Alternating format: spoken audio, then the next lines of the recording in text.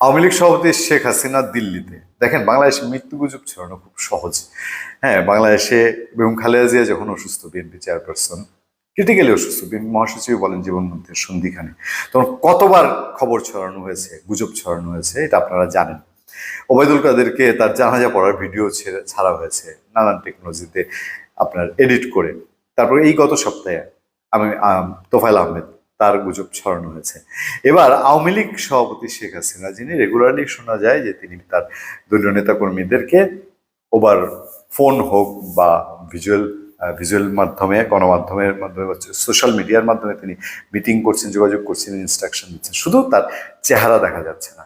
এটা এই ক্ষেত্রে ঘটে, অনেক ক্ষেত্রেই এটা ঘটে, অনেক টেকনিক্যাল কারণে ঘটে। এবং শেখ হাসিনা বাংলাদেশে না, দিল্লিতে। এখন বলে যে না, দিল্লিতেও না, উনি নাকি সিঙ্গাপুরে, তার নাকি গুরুতর অসুস্থ, সিঙ্গাপুরে গেছে। সেই নিয়ে পত্রপত্রিকায় খুব সাজিয়ে গুছিয়ে গল্প লেখা যায়। এটার বিষয়টা কি জানেন, যে এটার আড়ালে কোনো একটা পলিটিক্স আছে শেখ হাসিনার দিক থেকে।